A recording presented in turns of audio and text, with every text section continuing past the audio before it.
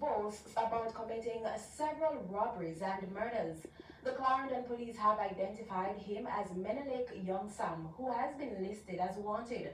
According to the police, Young Sam, otherwise called One and Ready, last resided in Old Harbour Bay, St. Catherine, and Sunset Crescent Forepath in Clarendon.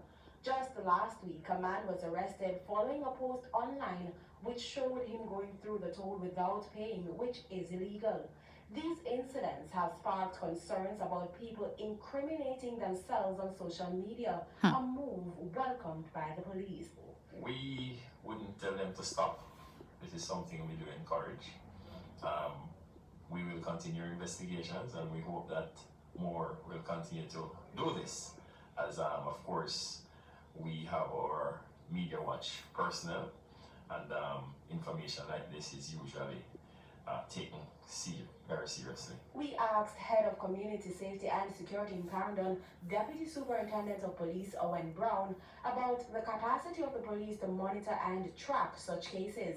We do have our technology branch, and as I said, they continue to monitor occurrences like these, and as soon as we get them, then we will conduct intense investigation to prove whether or not these persons are persons of interest or even wanted persons in our space. But can the recordings be used as evidence in the judicial system? Attorney at law and privacy practitioner Chukwemeka Cameron says while the video may be enough to prompt an investigation by the police, it may not be useful in the courts. The first thing it must be is relevant. So does it help the prosecutor prove that that person admits that specific offense? General information may not assist.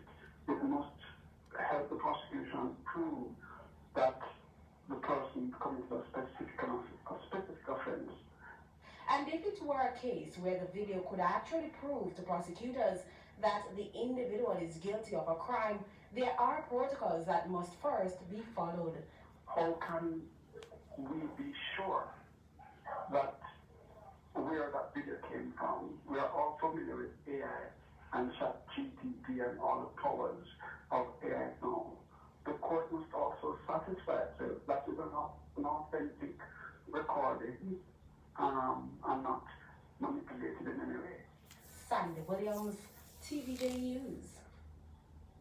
We go to the story now of a Jamaican who is among hundreds who have crossed the border hoping to get asylum in the United States. He told a reporter that he's fled the country because of crime and violence. We have details in this report. We've been here 3 days already. It's difficult because we don't have anything to eat. We haven't taken any baths, and it's very hot and it's very cold in the night. 24-year-old Demario Jones from Jamaica says the journey to the border was tough and dangerous. Very, very challenging. Both physically and mentally. Physically and mentally, a lot of stress, and it costs a lot of money to get here. And it's not nice because it's very risky in Mexico as well. With the cartels, we have to pay them a lot of money to get here. He's here with his mother and a few others from Jamaica. Just want to go to the US to get a work, to change my life and live a good life.